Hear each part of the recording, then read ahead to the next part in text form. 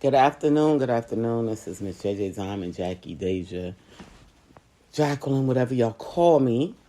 Everybody call me something different. But we're going to thank God for having another day, giving us another day. Once again, I haven't been on for a while because I've been really busy preparing for the Diamond Way. So I got something big coming soon. I want to show y'all all. But today I wanted to talk about Harlem. I want to talk about Harlem. I want y'all to get a little bit of understanding of why I love Harlem so much. I know Harlem has it's in a class by itself. We kind of look different. We dress a lot. We have these standards. But there's one thing about Harlem that a lot of people don't know, and I'm about to tell y'all. The Harlem family doesn't pass judgment, and I can truly say that. My family, my family has been in the news on a regular basis, and I walk through Harlem, and they'd say, "You okay?" And I'd be like, "Yeah, I'm okay," and they would, comfort me, love me, give me inspiration, when they saw me doing negative because of what I was going through, they would pull me out of it,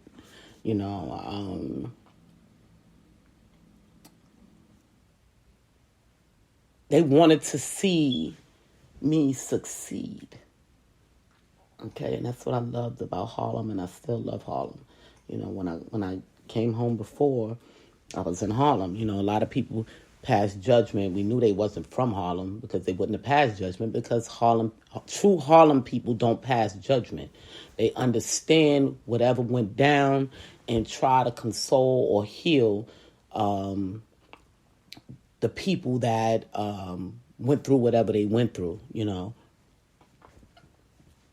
And people, they had this thing of passing judgment when I recently was in, well, not recently, but within the last, I would say 6-7 years, I was in Harlem, and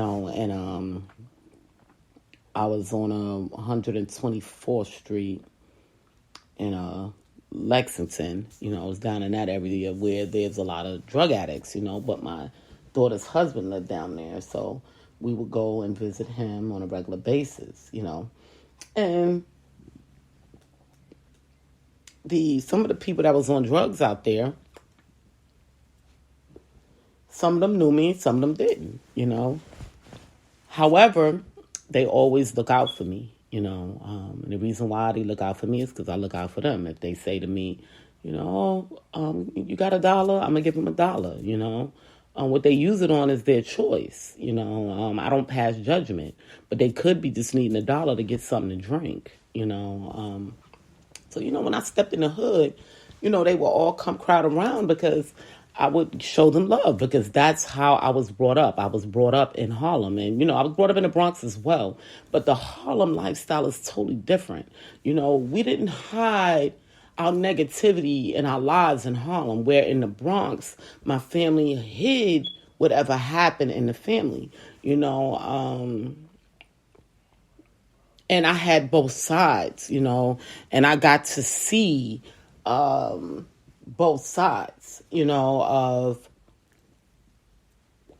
that lifestyle, and that's why I was always in Harlem. I had a boyfriend in the Bronx, and he would get so angry with me because he'd be like, "Why are you always going to Harlem?" And, he just didn't understand, that was home to me. That was, those that I knew really cared about me, no matter what my family has been through or what I've been through, they was going to always comfort me with love and give me what I needed, whether it was, how can I explain it? Whether it was a lesson for that particular day, or it was love for that. Matter of fact, it was all love, whether they was giving me a lesson or not. It was all love because they was keeping me on my toes, And that's why I was always in Harlem. He was real one of them guys that was very jealous. He thought I was going over there to see guys and stuff. And yeah, of course I was going to run into guys, but I wasn't seeing them. They was family. They was like, those were the people in my life that kept me going. And when I needed that feeling, I knew my body knew when it needed that love of Harlem. Okay. And I'm going to just give it to y'all straight, it's a different type of love. And if you're not from Harlem, you will never understand it, When I used to pull up on 124 for my red nitro,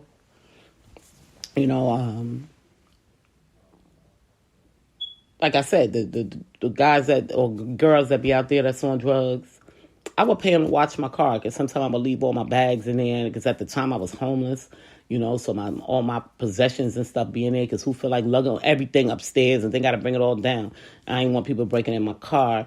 So I would pay them to watch my vehicle and they would sit out there all night and watch my vehicle while I go upstairs and rest.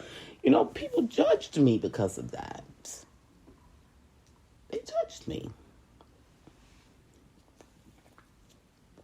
And the people that judged me wasn't from Harlem.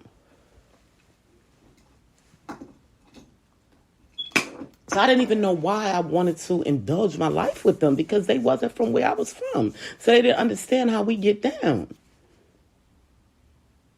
They didn't know Harlem. They didn't really know what Harlem was about.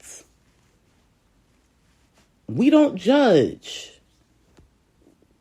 My family has been in the news, bad and good, for many, many years. And I had to walk the streets of Harlem with tears in my eyes some days.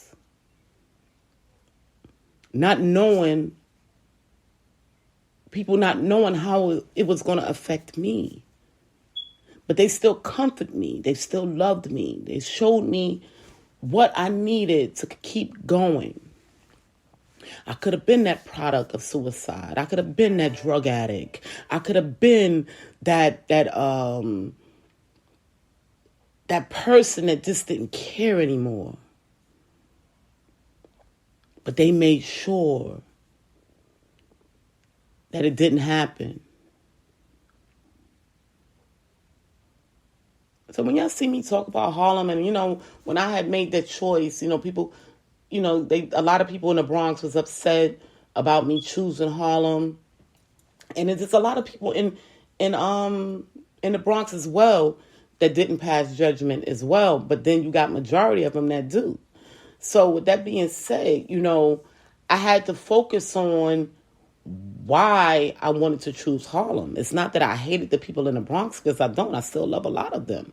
However, Harlem always made me feel comfortable. Even though my life was in turmoil, even though my life was in chaos, even though my life was in just going through it.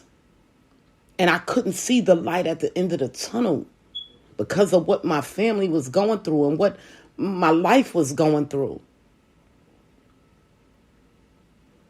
Even after having a baby, they still comfort me.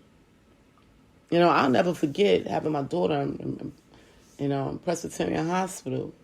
I was 16. My mother, she was in Florida. My grandmother was too old. She was, up there. So I had to walk to the hospital. I walked from 147th Street and between Broadway and Amsterdam all the way up to 168th Street by myself to give birth to my daughter. When I got there, they put me right by the nurse's station. They said she's alone, so we have to make sure we watch her. And, there was a couple of nurses there. Some was really nice. And then it was some that was really hard, but I understood later on why. Had one nurse, I was in labor and they told me don't eat.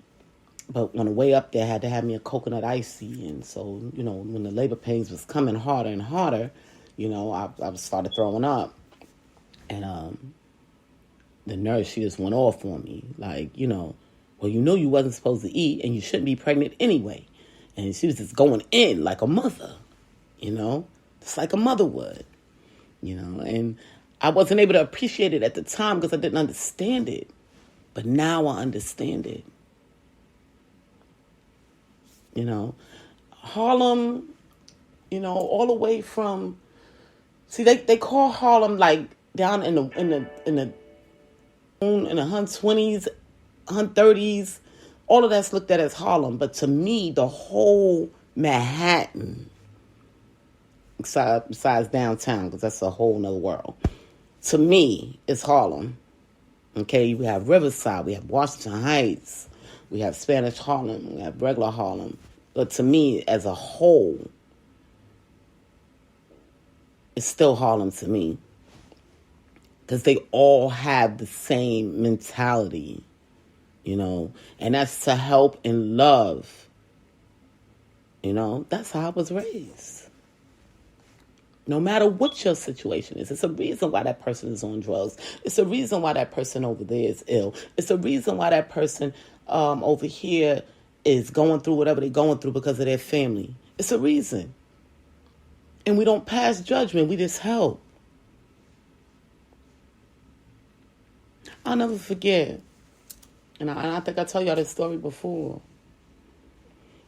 My grandmother, she was mad with me because I had brought my baby daddy into the house. And she wasn't too kind. You know, she didn't really like him that much. And she told me, you bring him in my house again, I'm going to put you out. But, you know, of course, I didn't believe her. You know, my grandma ain't going to put me out. So I brought him in the house. She came home and found him in the house. And she told me, okay, well, I told you I was going to put you out. So you already know what the deal is. I didn't argue with her. I didn't fight with her because I always respected her. And she did tell me. So what was there to say? I couldn't say anything. I had to leave. I packed my stuff with nowhere to go. And I rode on a train for about 12 hours. Until a family got on the train, a man and a lady, and they saw me. And they asked them what the problem was. And they took me home. Guess where they took me home to? Harlem. I never left Harlem.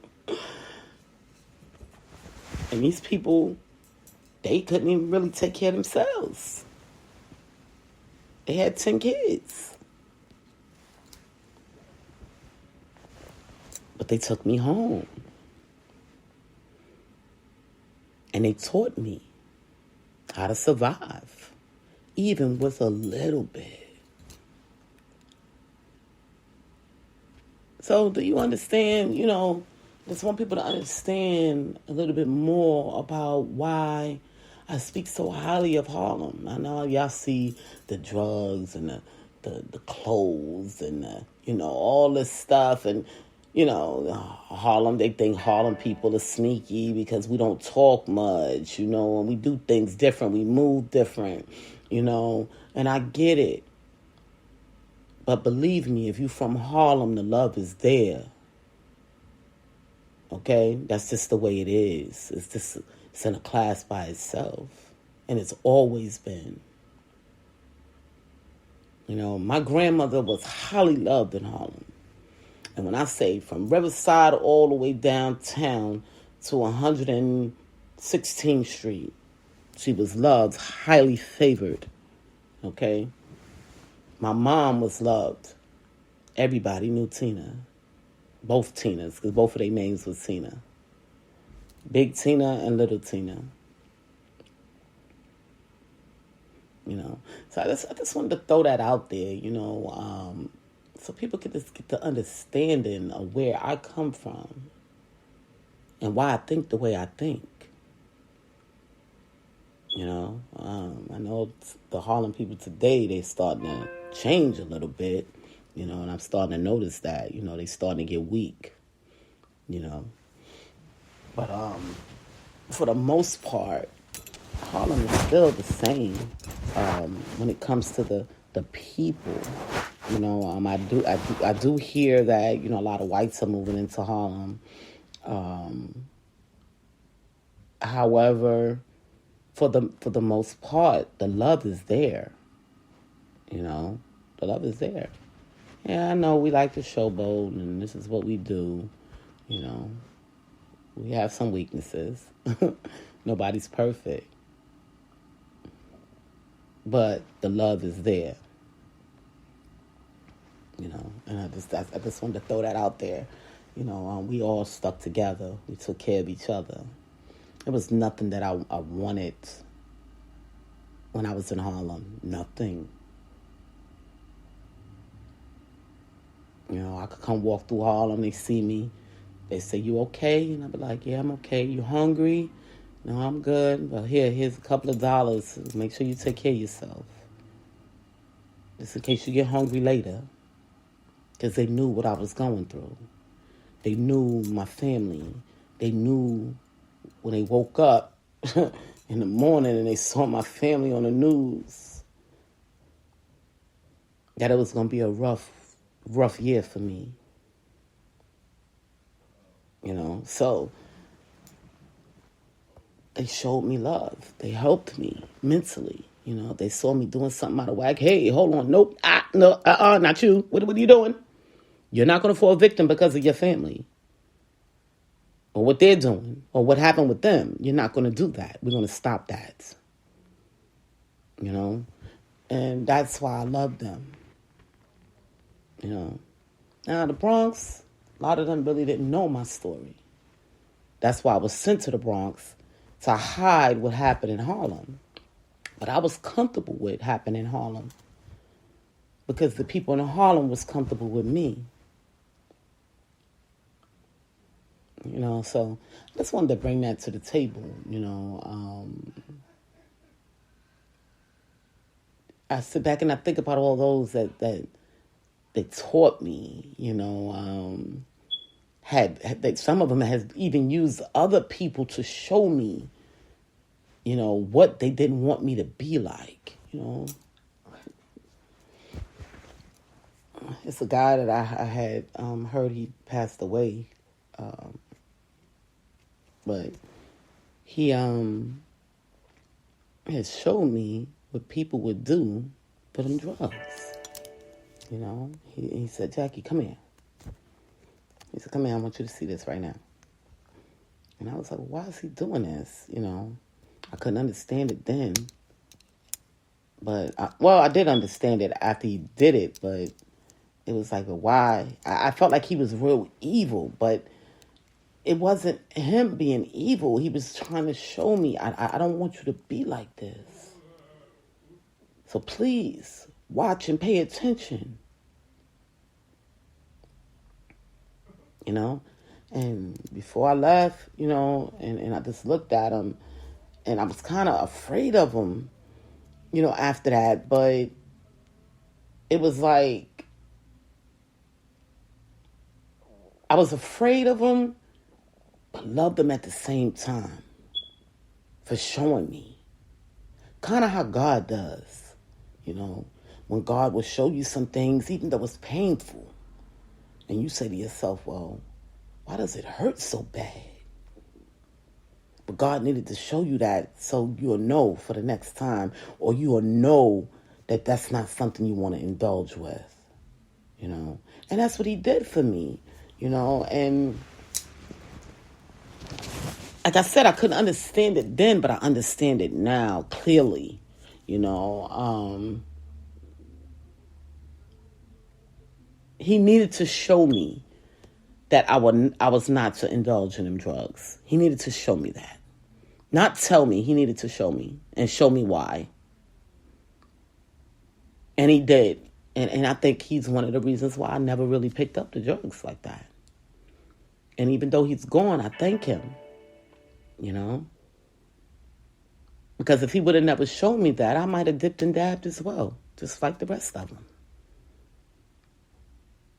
You know.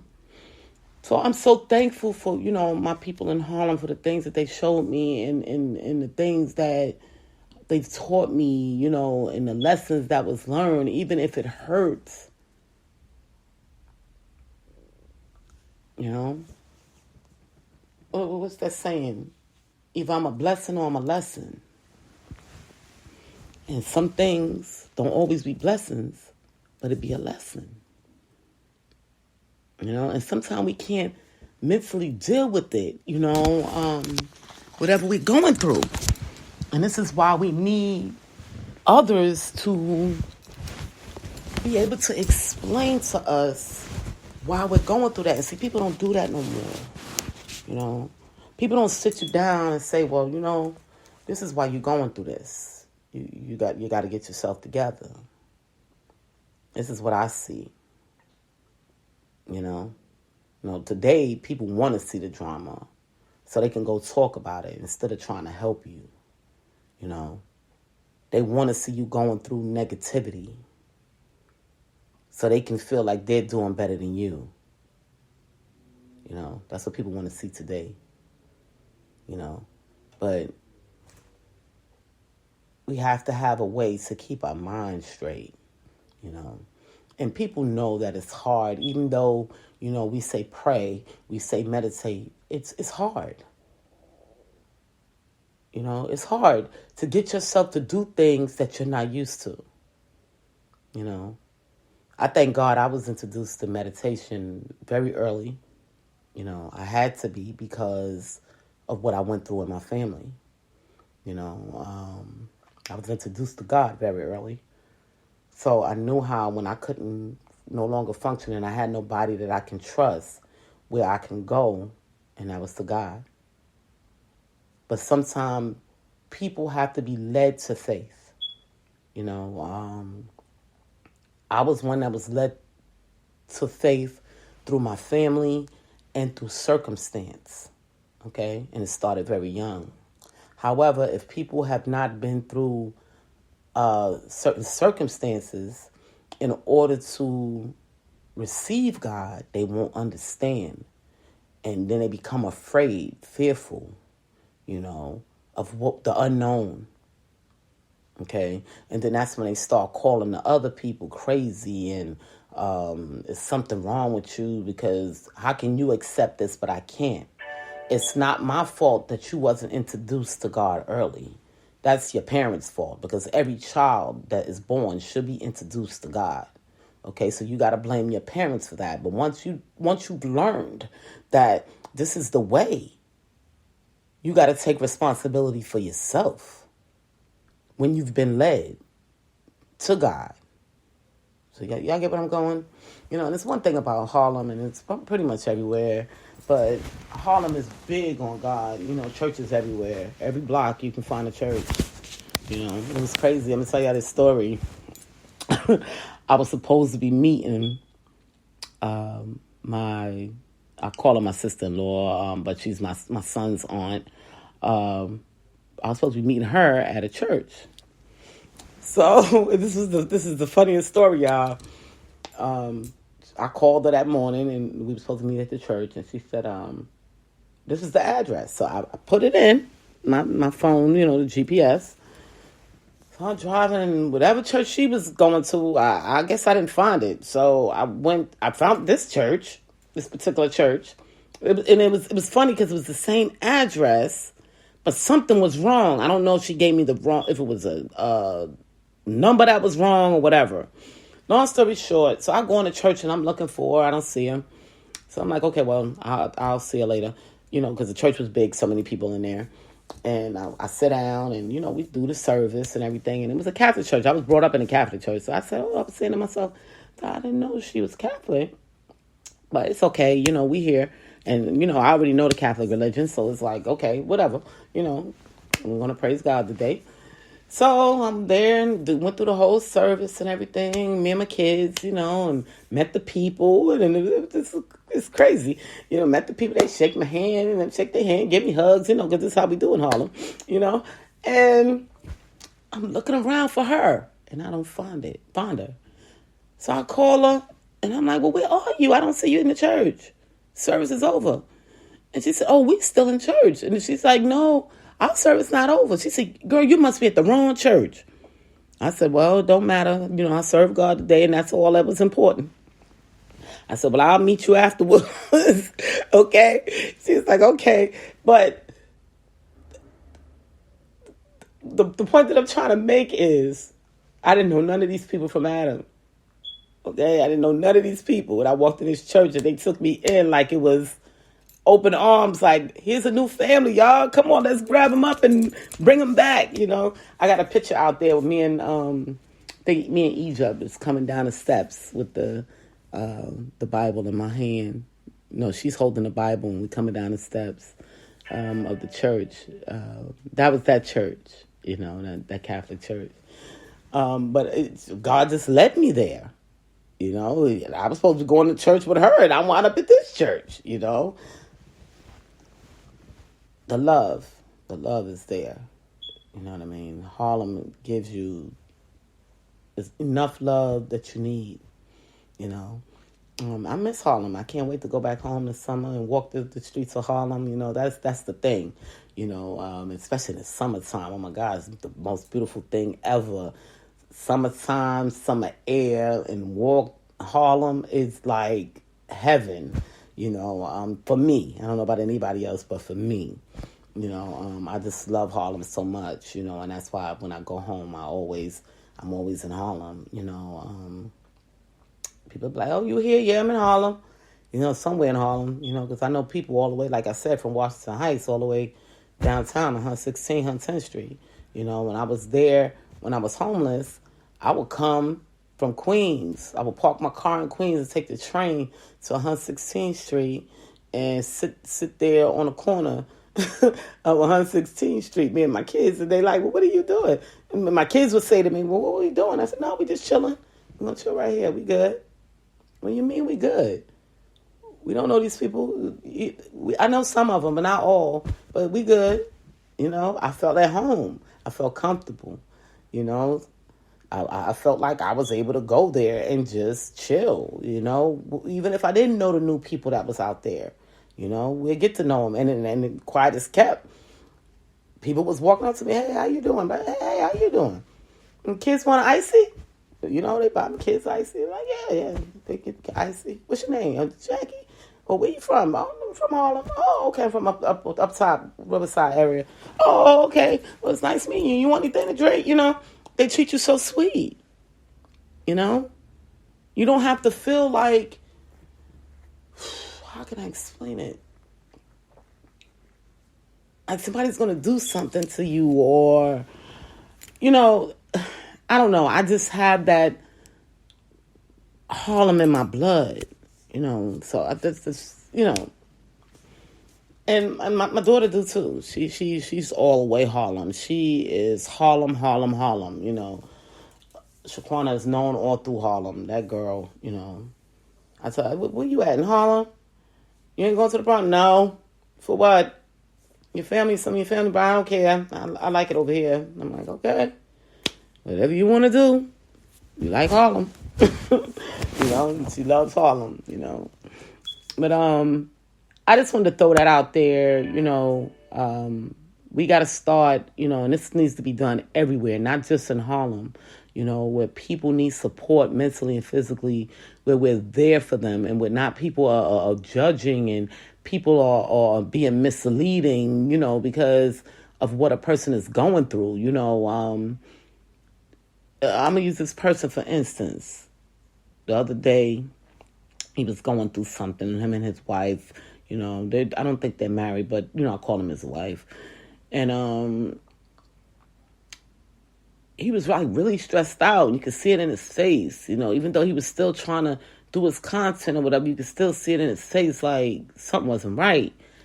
And, I wrote him and I told him, like, if you need me, you need somebody to talk to, it's okay to call me, You may have 10 people sitting around you, but none of them may understand what you're really going through. Why? Because they really don't care, because they only there for whatever you got, not how you really feel. But I didn't want to break it down to him like that, because I didn't want him to start feeling like, sometimes people get paranoid, like, man, who can I trust? But sometimes it be like that. You never know why certain people are in your circle. You never know.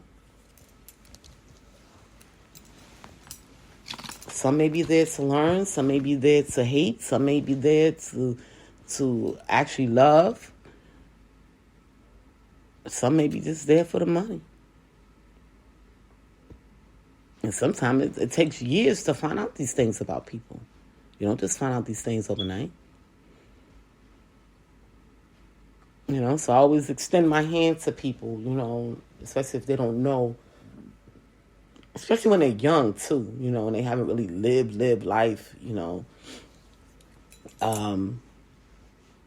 and dealt with so many different people. Because, when you have money or you're building a lifestyle, you have to separate from other people. And when you separate, you miss things that goes on in the world. And see, this is what people mess up at. This is why I never try to separate. That's like when I came here to Charlotte, and I started disliking all of the people around me. And I'm going to be honest with you. And I'm going to tell you why. Because even though I was sick, I wanted to know what was going on around me. And it was like they wanted to keep me in a box, And I kept saying, well, let's go over here and do this. And they're like, no, we don't want to do that. Well, let's go do that. Let's do this. If you don't know what's going on in the world around you, how are you going to keep going up the ladder of survival? So I kind of disliked them for a good while. You know what I mean? But it wasn't their fault that I was sick, But I just felt like their hospitality wasn't good.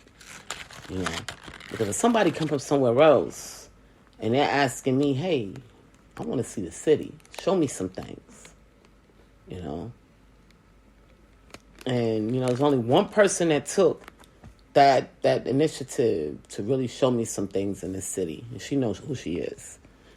She would drive me around and show me different cuts and how to get over here and over there, and well, if you go over here, this is what's going on over here, and this is what's going on over here, and oh no, you don't want to live on this side because of this, and so she know who she is. That's why I still deal with her to this day, because she was the only one that kept it like 100 with me, But now it's time that God has relieved me and showed me mercy, and now I can see again, and I got medicine now to help me with my allergies. I can get out and see things on my own. And do things on my own. I don't need those people no more. You know what I mean? I didn't need them from the beginning, but I was sick. And I was new to the town. So, when you go to a new town, I had to tell somebody this the other day. I'm one of those that when you come to a new area, and I've been doing this for years, people. I've been going from different areas, for many, many years. I'll name the areas for y'all. Buffalo, Of course, I already hit the whole 5 boroughs. No, I didn't hit the whole 5 boroughs. I'm sorry, because I never really was hanging out in Staten Island like that.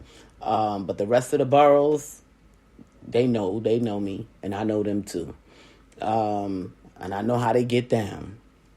When you step into a new area, you got to learn what the laws are, how the people are, the things that they do, you have to learn these things. You can't just come into a new area and try to do the things that you used to do in your old area. And the reason being is because these people are not used to you. So they have a fear of who you could be. You know what I mean? So that's why I like to learn from those from the city, from whatever city that I move to or I go to. I like to learn from those,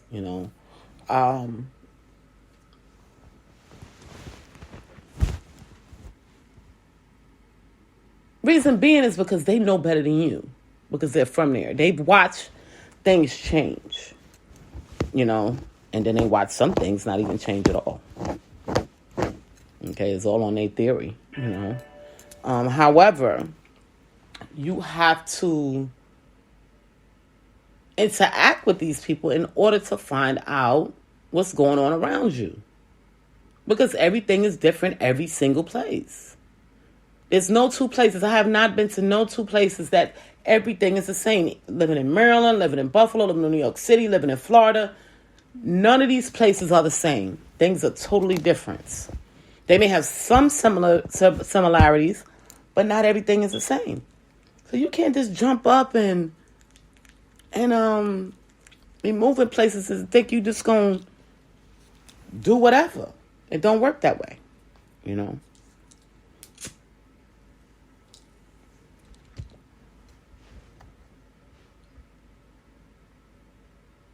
We get caught up in this box of fear, not knowing what's going on around us. So afraid to do things and, love life. We get caught up in that box. Not knowing what's going on in the world. And it's not good. It's just not good. It's not good for the soul. You got to get out and see what's going on. Enjoy the sun, enjoy the trees, and just enjoy. That's what life is about, being happy and enjoying. I was watching one of the TikTok ladies, shout out to Yvette. She, Mother's Day, she had said that, her mom had passed away. So, she really didn't have a Mother's Day to, no one to spend it with, like her mother, So she went to the beach, and just enjoyed the water and enjoyed the sand, and it's a beautiful thing when you can just be free, and I feel sorry for a lot of these people out here, that they just caught up in this box. And then they want you to be the same way. And it's like, no, I'm not you. I'm free. I say a prayer and keep it moving. Jehovah cover me. I'm about to go over here and see what's going on. I ain't hurting nobody. I ain't trying to mislead nobody. I'm just going to see what's going on. Because it may be something that's for me. And then if it ain't for me, I can make that decision. Oh, this is for me. Okay? So, yeah.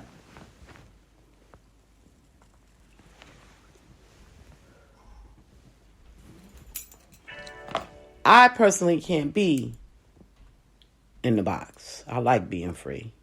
That's why I was so stressed out when, I couldn't get my allergies right to drive. I was like, I couldn't take it. It's like, God, what are you doing to me? Why is it you want me to sit still? It wasn't God's doing. It was nobody gave me the right medications.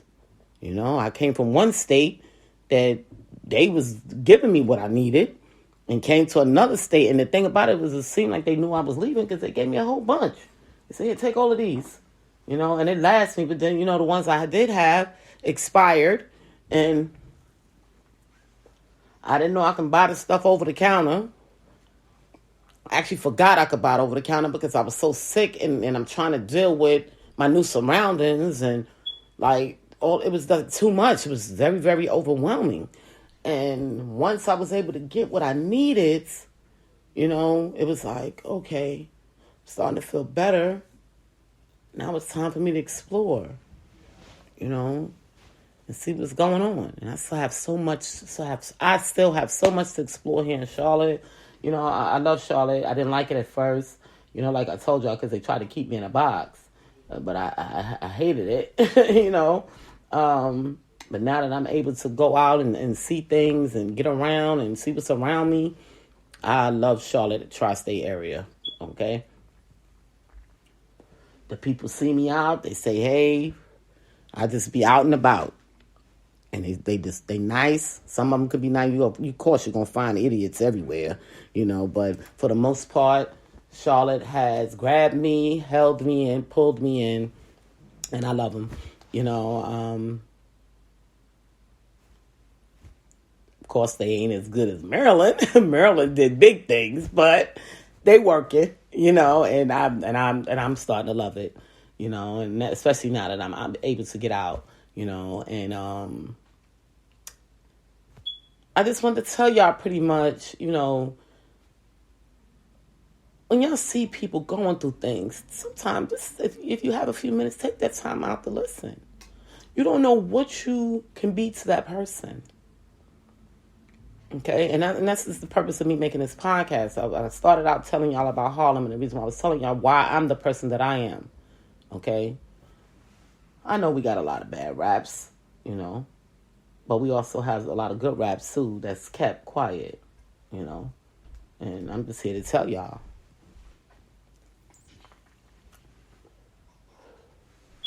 Harlem people are very good people. Okay, and I'm gonna just keep it real with y'all. I met a person from Harlem. It's crazy. I met a person. I was working at Amazon, and matter of fact, I gotta try to call her. Um, I can't even remember her name. I got her number, but I can't even remember her name. So I gotta try to remember her name to look for her number. She knew everybody I knew from Harlem. Everybody I knew, she knew. But I never met her. So we probably saw each other in the passing, you know. But we was naming people, and I'm like, yeah, that's so and so. So she's like, yeah. It was crazy. And we attached ourselves to each other at work, you know. And it's crazy because I was like, yeah, she's true Harlem. Because that's what we do, you know. We go to another area and we find someone that's like us and from Harlem, we attach ourselves. That's what we do, you know. So it was like saying to myself, like, wow, I'm back at home. I can be me, truly me, with this person because we're both from the same place and we have the same ways, we have the same attitude, we have, you know, we understand each other a little bit better other than someone else, you know. So that's pretty much why we attached ourselves. However, she wound up getting hurt at work, and then I wound up leaving because I got hurt, you know, and I didn't get to see her no more. So I am going to try to remember to call her because I'll be so busy and just see how she's doing, you know. And I know she'll probably be glad to hear from me, you know, because, you know, like I said, when you have somebody that's from where you're from, you form that bond, you know. She was calling me, she gave me the name, and it's funny. And this is why, you know, we have this reason, you know, God puts us in situations to see what we're going to do, you know, and sometime it maybe your time just to listen or just hear someone's story and help them out, you know, or just be there to listen. They may not need you to help them out physically. Just hear them mentally, you know. Saying good morning. You know, I'm mad with Facebook. I'm going to tell you about that. I was beefing about that this morning. We have these things called avatars with different little sayings on them. But there's not a good morning one. Facebook, y'all got to get it together. We must have a good morning one. You have a good night one. Why wouldn't you have a good morning one? I couldn't find a good morning avatar. You know, when you design your own avatar, I couldn't find a good morning. I got someone, it's crazy though, but my avatar got some with big pretty teeth like my teeth, but I can't even say good morning with the big pretty teeth. Can I get a good morning avatar, please, Facebook? Saying good morning. Saying hello. How are you today?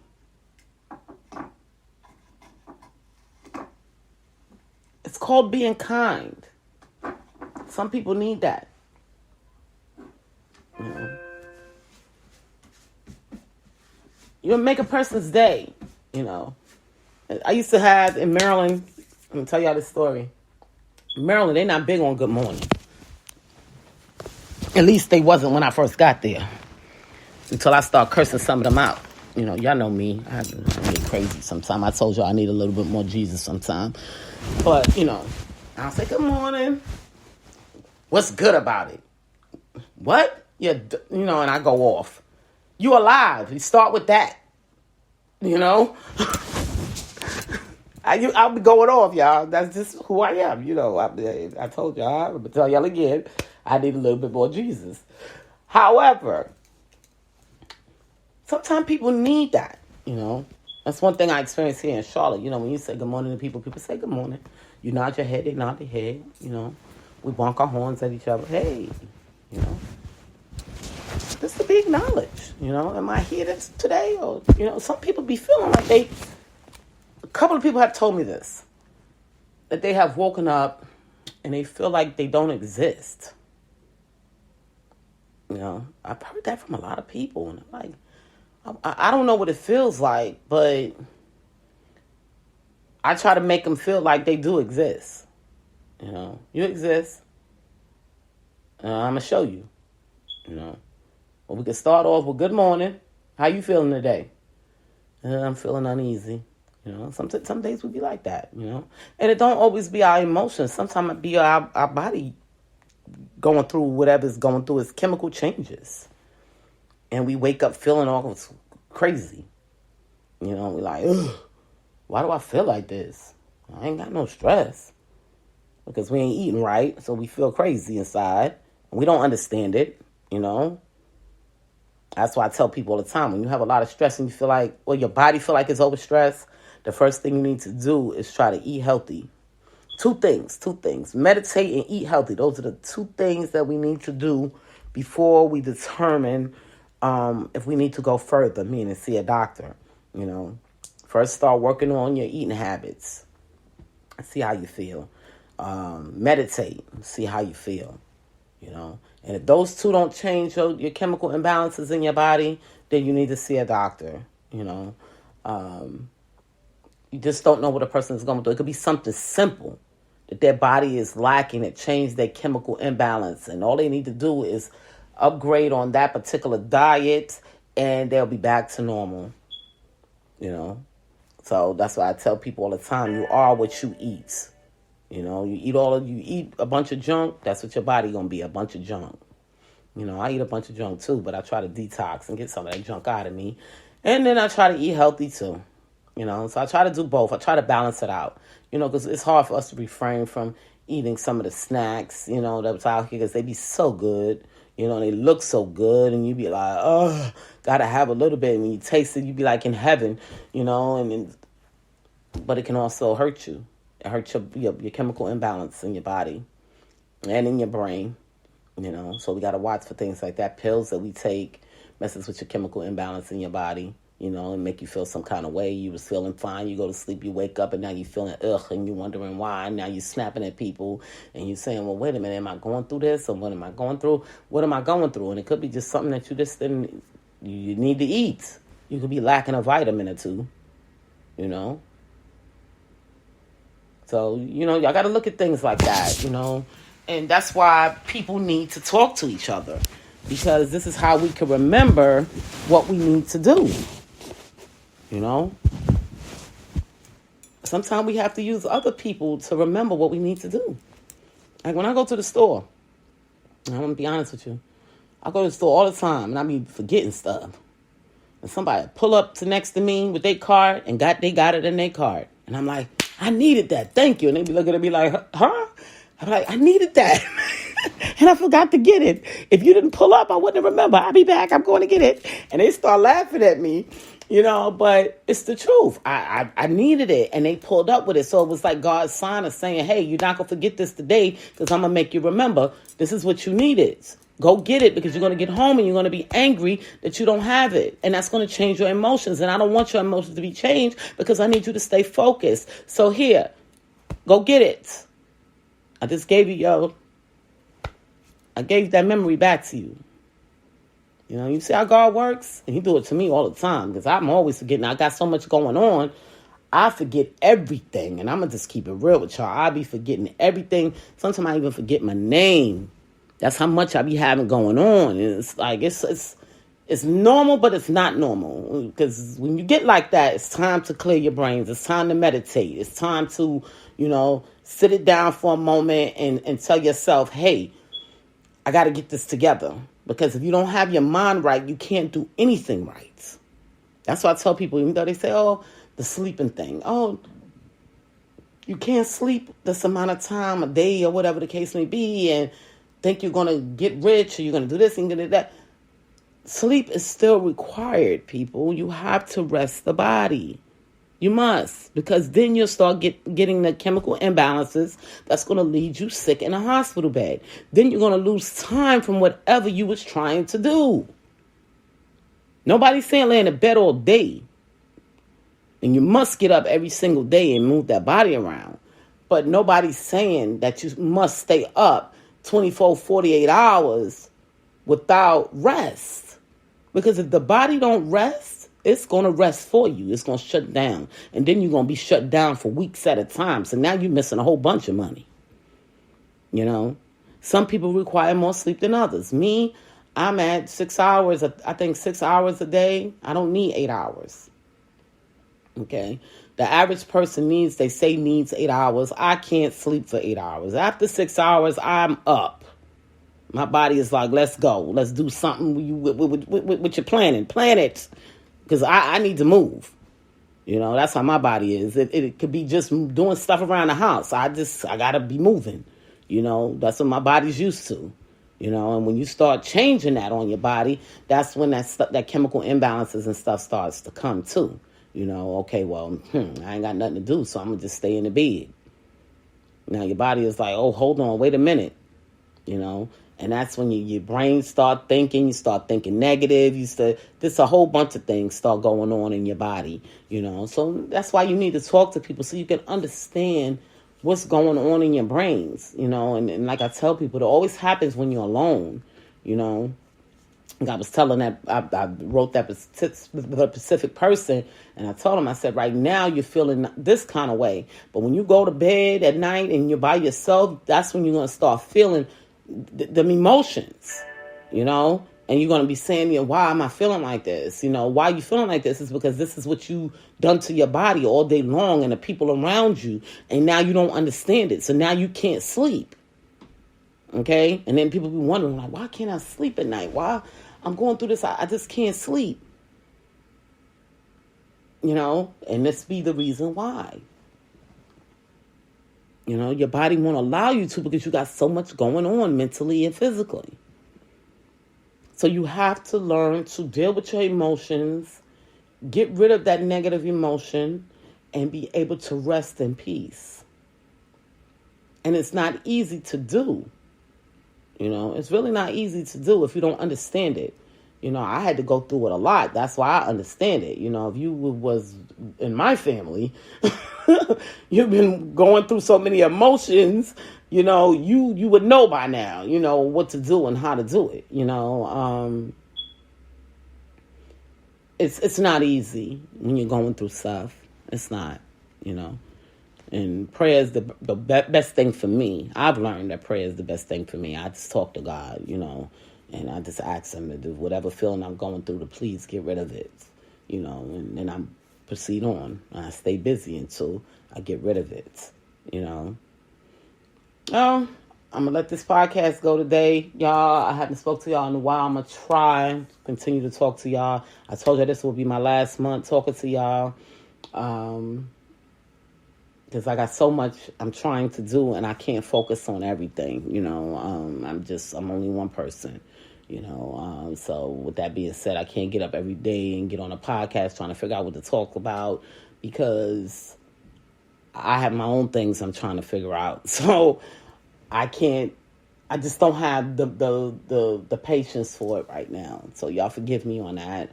Maybe I'll get back into it later once I've gotten my business going the way I need it to go,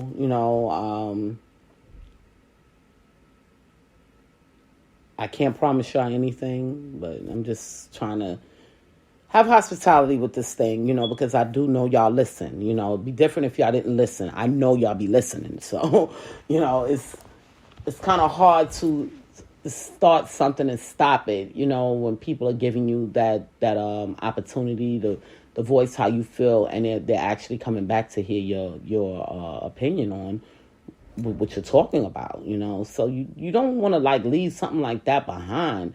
However, sometimes you have to put certain things down in order to focus on other things and then pick it back up later. So I will let y'all know, when I'm deciding to go full blast with it again. And on certain topics that I may see, or people need help. Y'all always know y'all can contact me mentally and for mental issues or physical issues, I'm always here to give whatever I know, now there's things like, and I constantly tell y'all now, I've only been addicted to medical drugs. So I don't know about street drugs like cocaine, crack, dope, and stuff like that. I don't know about those type of addictions, so I can't give y'all no advice on that. But when it comes to medical drugs, I did have an addiction to that. That's the only thing that I've been through almost everything in life. Almost everything. Not everything, but almost everything. And I can try to help, you know. But for certain things, you just can't ask me, like when it comes to drugs, because I don't know nothing about it, you know, and I'm going to just be honest with y'all. Illnesses, I've been there. Death in my family, been there. Abuse, been there. Haven't physically been raped, but very close, okay? It feels just as nasty if you've been raped, okay? I've been through losing everything and rebuilding. I've been through that a couple of times.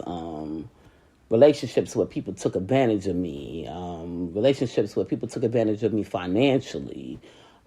Situations where I didn't have a way to survive, but God came in and found a way for me to survive, you know.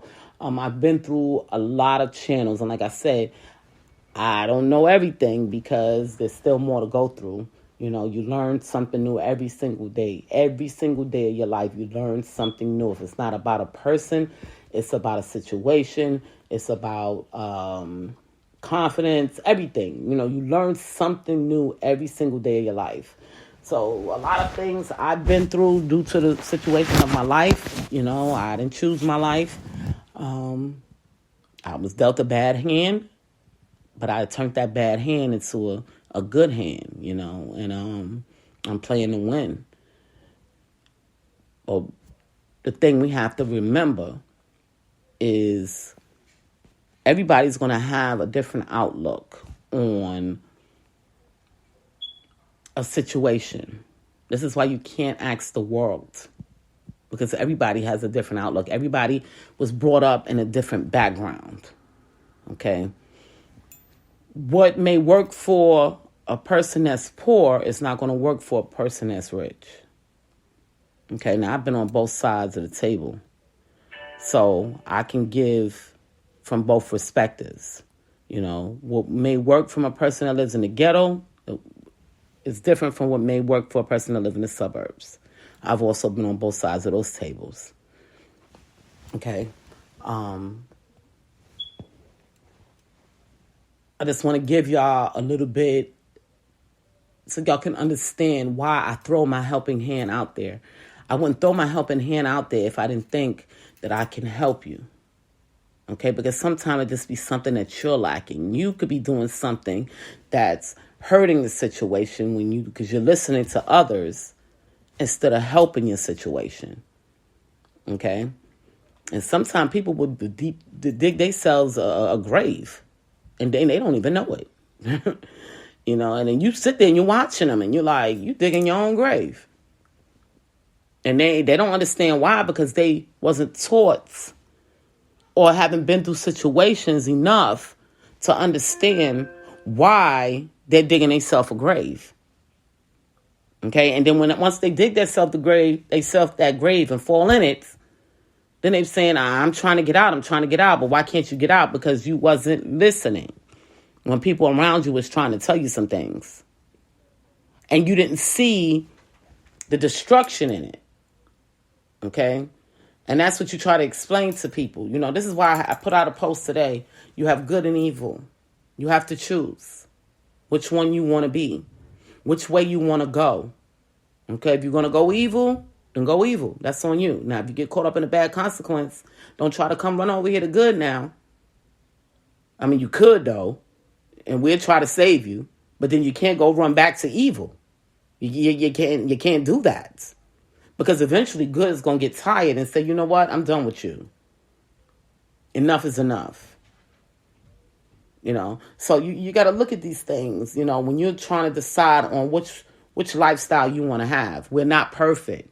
We're still going to make mistakes. And this is why, and I say that once again, why Jesus Christ died on the cross for us, because he knew that we would never be perfect.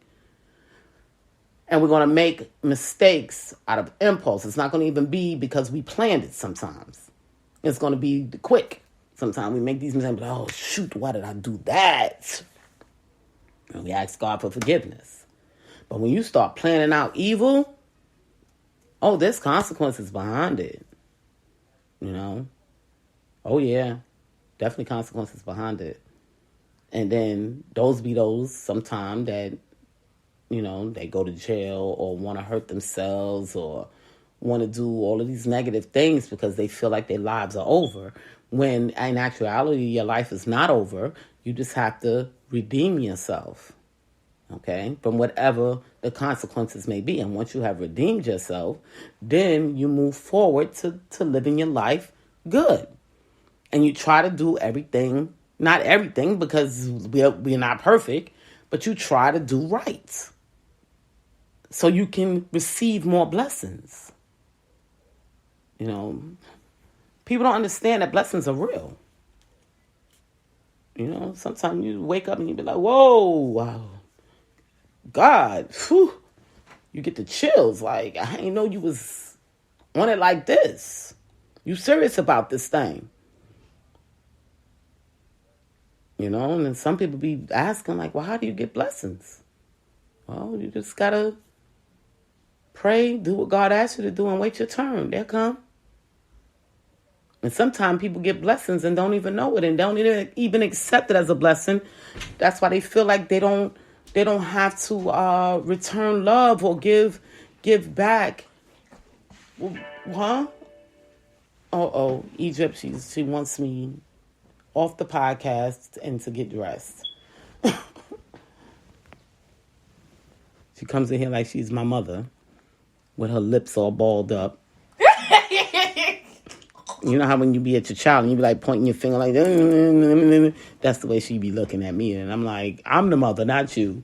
But I do get on a podcast and I be talking a lot, but I be having things on my mind I be wanting to tell y'all. And, you know, she don't get it. She's in a learning process as well. Still. Even though she thinks she knows it all, but she doesn't.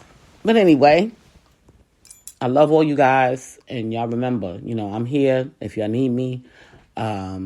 Y'all can always look back on some of my podcasts and for certain situations that I might have went through and y'all may need an answer for. You know, I think I have over 100 podcasts up that y'all can always go back and, you know, listen to. And y'all just all take care of yourselves out there. You know, y'all take care of yourselves. You know, I'm starting to see a lot of the, not a lot, but a few of the celebrities coming outside more now and they're being free, you know, not afraid of the people, you know, and I'm glad to see that, you know, I'm glad to see that because we can't live in this box, you know, whether the people think that you who you are or whether they're not, it doesn't matter, you know. Yes, I am that rapper or that singer that you see on TV and I'm out here just like you trying to get me something to drink. Because I'm a human being and I'm not fake. I'm a human being. I'm not an alien. I'm not... Y'all get where I'm going with this. You know what I mean?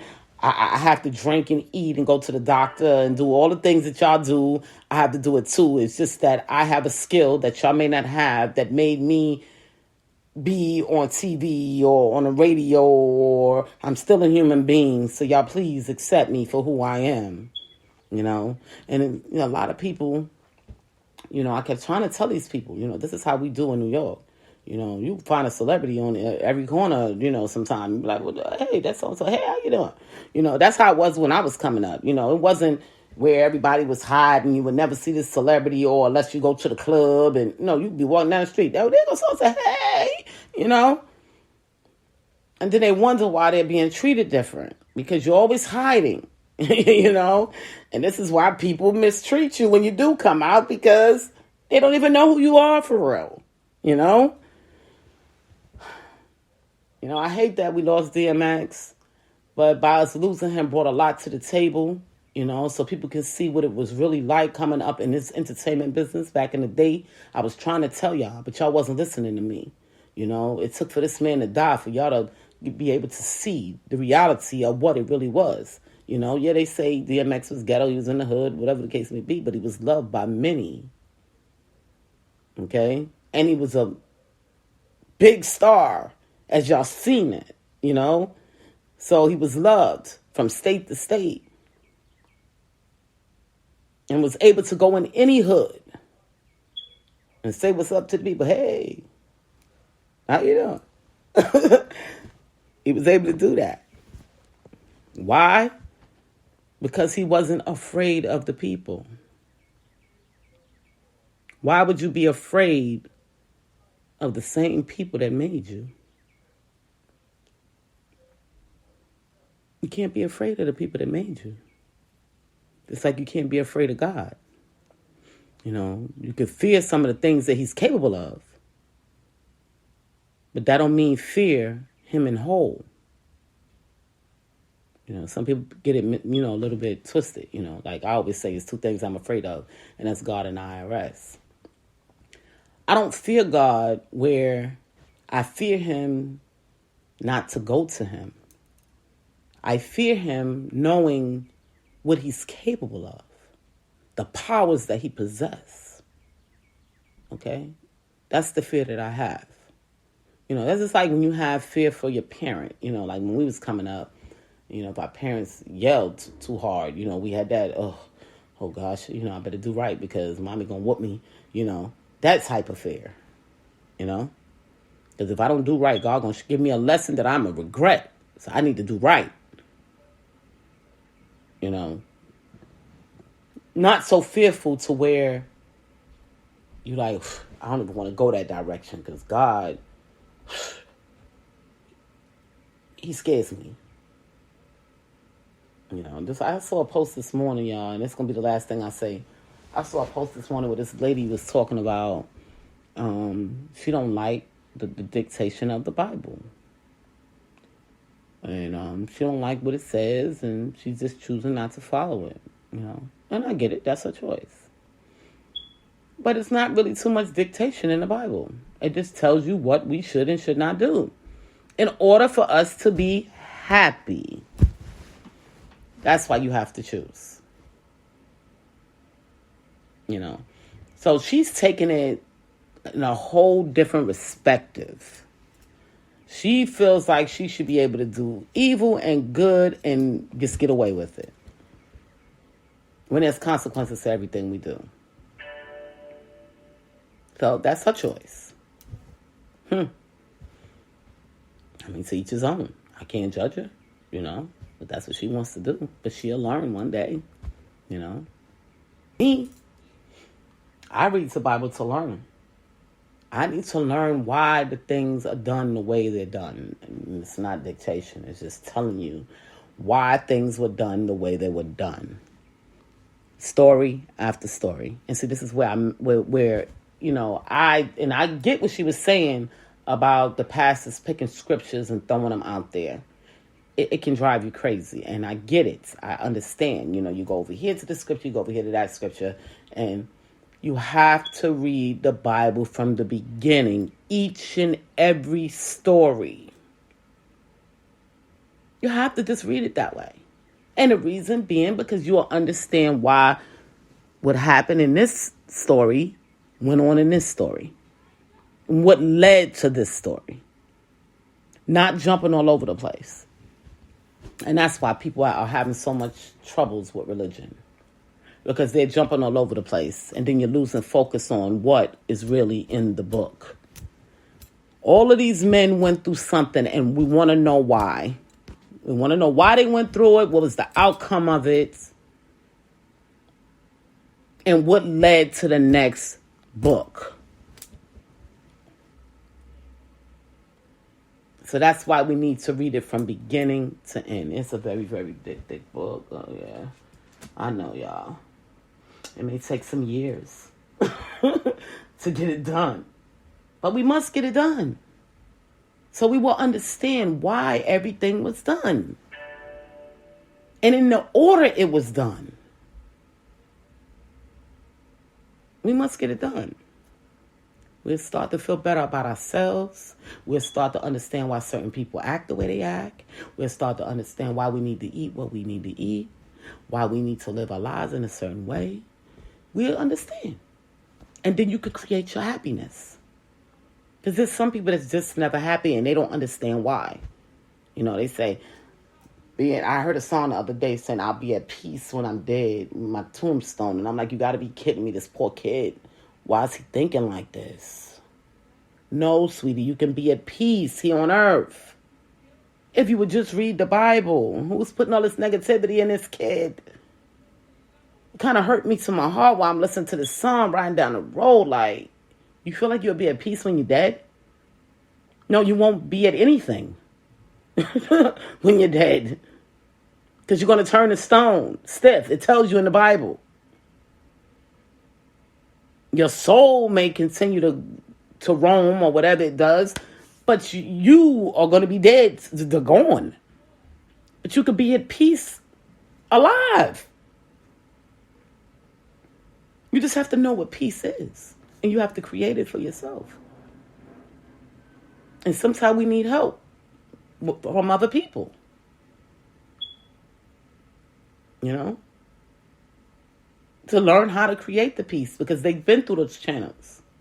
You know? That's what sometimes I talk to these old people, you know, and I get some information from them and I say, okay, that sounds, you know, that saying I've been throwing out there, make it make sense. You know, if they make it make sense, I'll follow. If they don't make it make sense, I look at them real crazy. And I just keep it moving. Are you ready? Oh, geez. Okay, got to go, y'all. Love y'all. Jacqueline Richardson, Miss JJ Diamond, Jackie, Deja, whatever y'all call me. I love y'all, and I'll talk to y'all soon. I got to go. You said you were getting off. My so-called thinking she's my mother just walked through the door, and I got to go. See y'all soon.